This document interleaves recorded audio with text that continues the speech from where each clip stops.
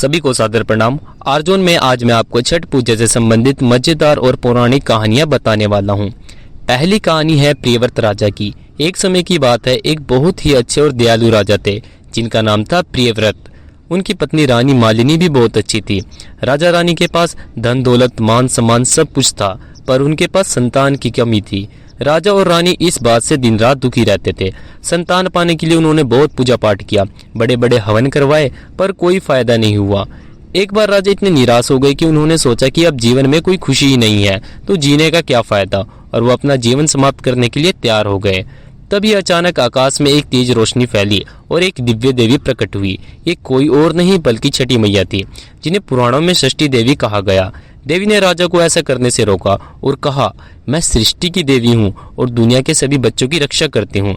तुम चिंता मत करो, तुम कार्तिक महीने की शुक्ल पक्ष की षष्ठी तिथि को मेरी पूजा और व्रत करो, मैं तुम्हें संतान का वरदान दूंगी। राजा ने पूरी श्रद्धा और लगन से छठी मैया का व्रत किया। इसके कुछ ही समय बाद राजा को एक स्वस्थ और सुंदर बेटा मिला। राजा प्रियव्रत ने खुशी खुशी अपने पूरे राज्य में यह त्योहार मनाना शुरू कर दिया। बस तभी से लोग अपनी बच्चों की लंबी उम्र, सेहत और खुशहाल जीवन के लिए छठी मैया की पूजा करने लगे।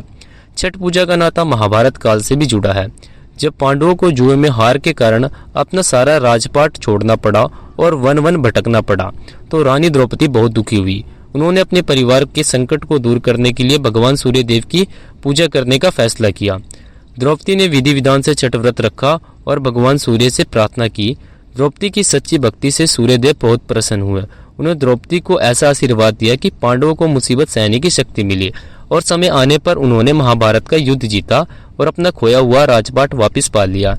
इसलिए यह व्रत सिर्फ संतान के लिए ही नहीं, बल्कि हर बड़े संकट को दूर करने और खोई हुई चीज वापस पाने के लिए भी किया जाता है।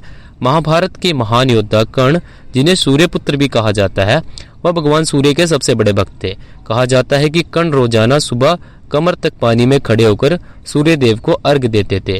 वह घंटों पानी में खड़े रहते थे। सूर्य देव की कृपा से ही कर्ण को इतनी शक्ति और महानता मिली थी। छठ पूजा में पानी में खड़े होकर सूर्य को अर्घ दिया जाता है। माना जाता है कि यह पूजा की खास परंपरा कर्ण ने ही शुरू करी थी।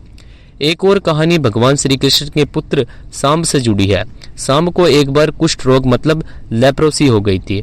भगवान कृष्ण ने सांब को ठीक करने के लिए बहुत प्रयास किए, पर कोई लाभ नहीं हुआ। तब श्री कृष्ण ने सांब से कहा कि इस रोग को सिर्फ सूर्य देव ही ठीक कर सकते हैं। सांब ने अपने पिता की बात मानी और सूर्य देव की पूजा शुरू कर दी। उन्होंने कड़ी तपस्या की और व्रत रखा। उनकी भक्ति से सूर्य देव प्रसन्न हुए और सांब को रोग मुक्त होने का वरदान दे दिया। यह कथा बताती है कि सूर्य देव के पास सेहत देने की शक्ति है, इसलिए छठ पूजा अच्छी सेहत और बीमारियों से मुक्ति के लिए भी जानी जाती है। ये सभी कहानियां हमें सिखाती हैं कि छठ पूजा विश्वास, प्रकृति के प्रति सम्मान, सेहत और अपने परिवार के लिए प्रेम का पर्व है। यह हमें याद दिलाती है कि सूर्य देव और छठी मैया हमेशा हमारे बच्चों और हमारे जीवन की रक्षा करते हैं। तो आपको यह कहानियां कैसी लगी मुझे कमेंट में बताएं और मेरे चैनल को लाइक, शेयर और सब्सक्राइब जरूर करते हैं। धन्यवाद। जय हिंद, जय भारत।